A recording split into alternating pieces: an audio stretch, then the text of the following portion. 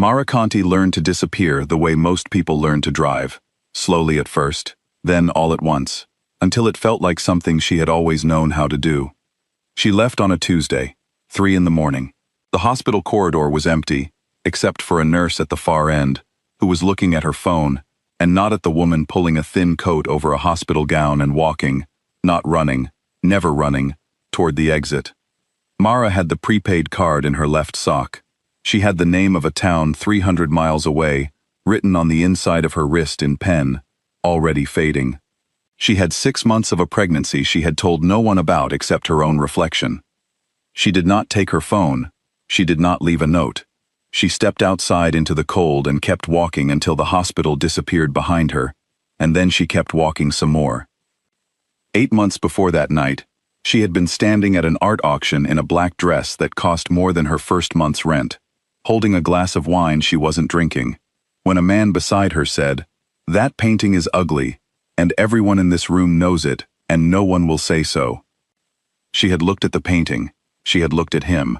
She said, "The lighting makes it worse." He laughed. Not the polite kind. The real kind. The kind that surprises itself coming out. His name was Dante Caruso. He was the kind of handsome that didn't announce itself, the kind that settled over you slowly, until one day you looked at him and couldn't remember what ordinary faces looked like. He poured her a real drink from somewhere, and they stood in the corner of that auction room for 2 hours, talking about everything except the paintings. For 8 months after that, Mara's life was beautiful in the way that certain things are beautiful when you are inside them and not yet thinking about what holds them up. Then came the Thursday in October. She did not plan to see what she saw. She was early. She had a key. She opened the door to Dante's private office at the back of the building he owned on Moretti Street, and she stood in the doorway for 4 seconds. She counted, later, the way you count things you wish you could unlock from your memory. And then she closed the door again very quietly, and walked out of the building, and did not stop walking for 6 years. The town was called Serravalle. It was small enough that people noticed strangers, large enough that one more woman with a quiet life didn't make anyone curious. Mara rented a room above a bakery for the first month. She found a job waiting tables at a restaurant 3 blocks from the water. She told people her name was Mara Russo. She said her husband had died. People in small towns are kind to young widows. Nobody asked too many questions. Sofia was born in February, in the local hospital, under the last name Russo. She came into the world with her eyes open and a look on her face like she was already taking inventory. She had Dante's eyes, dark, direct, the kind that made you feel seen, even when you didn't want to be. She had Mara's mouth and Mara's stubbornness, and a laugh that sounded like neither of them, and was entirely her own. Mara taught Sofia to swim at age 4, to read at age 3, to never tell strangers her last name at age 2, which Sofia thought was a funny game, and Mara thought was a necessary one. The years passed in the ordinary way that years do when you are building a life from the inside out. Mara saved money. She found a small apartment with a window that faced the sea. She learned the names of her neighbors and the hours of the bakery, and which fishermen came in for coffee on Sunday mornings. She planted 2 pots of herbs on her windowsill. She stopped sleeping with one ear open around the time Sofia turned 4.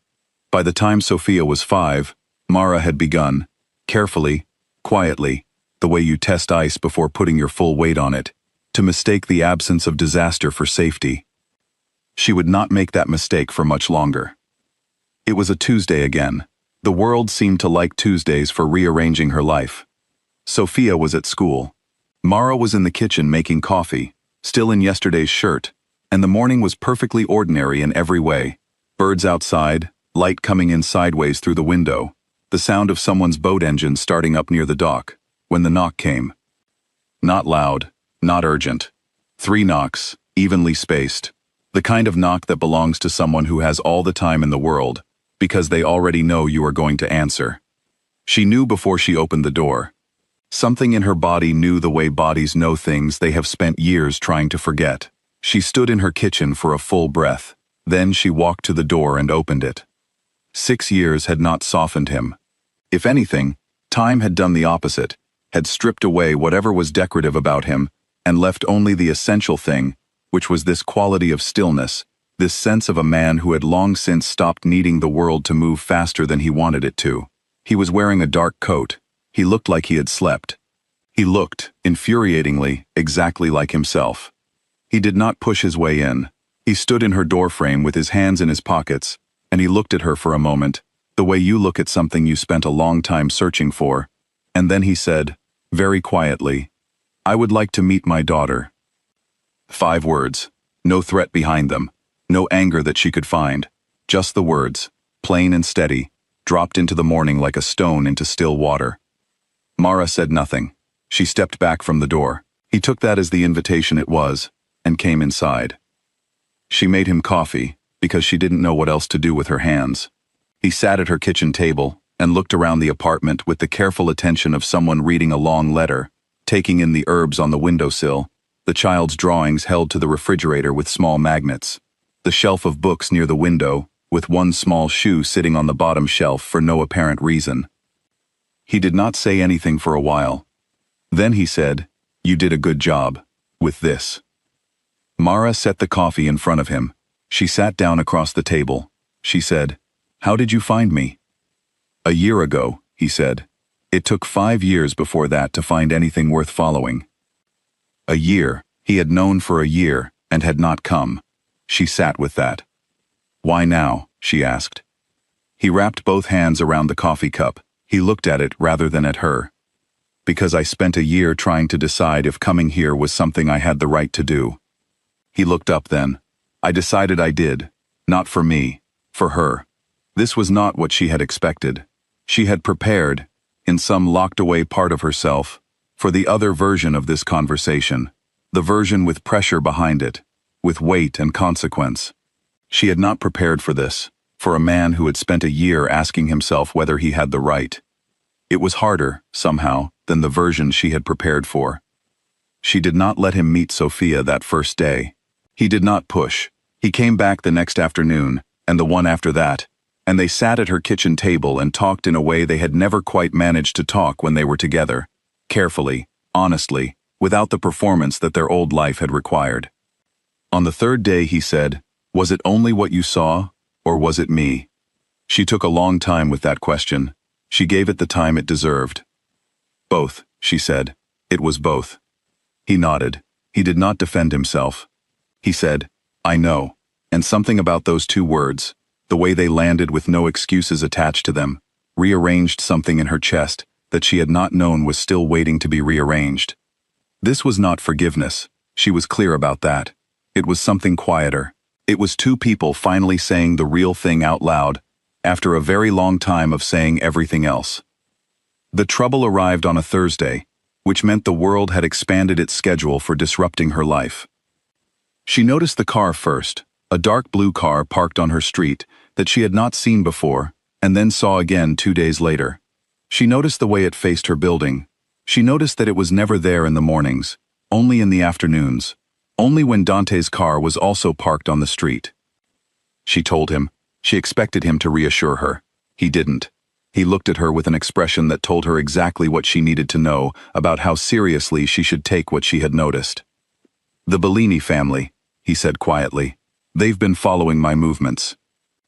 And now they know about Sophia. They know I came here," he said. "They don't know why yet, but they will." Mara sat with this.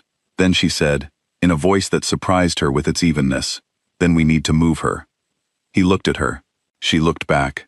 And just like that, without either of them agreeing to it out loud, they were on the same side of a problem. They sat at her kitchen table at midnight, with cold coffee, and a daughter sleeping upstairs, who had no idea that the world had been holding its breath around her for 6 years. They made a plan. They were practical about it, efficient in the way that people who are keeping fear very carefully in its box can be efficient. They did not talk about themselves. They talked about Sophia. It was the most honest 2 hours they had ever spent together. Sophia moved to stay with Mara's friend Julia in a neighboring town for 1 week, which Mara told her was a holiday, and Sophia accepted with the flexible logic of a 6-year-old who had been promised there was a cat at Julia's house. The week that followed was not easy, and it was not clean, and Mara made decisions inside it that she would spend time afterward understanding about herself. Dante moved through it with a steadiness that she watched closely. There were people who worked for him. There were conversations that happened in other rooms. The threat withdrew the way these things do. Not with drama, but with a silence that you learn to tell apart from the ordinary kind. When it was over, he came back to her kitchen. She made coffee again. He sat in the same chair. Outside, the morning was doing its ordinary morning things. The boats, the birds, the light. He said, "It's done." She nodded. He said, "I'm not going to pretend that world doesn't exist. I think you already know I'm not going to do that." "I know," she said. "But I want to be in her life," he said. "Whatever that looks like. Whatever you decide it looks like." Mara looked at him for a long moment. Then she said, "She asks questions. A lot of them." Something shifted in his face. "What kind of questions?" "Every kind. She asked the fisherman next door last week how fish breathe, and then she asked him if fish get tired, and then she asked him if fish dream." She paused. "She'll ask you harder ones." He said, "I'll answer them." Sophia met him on a Saturday morning.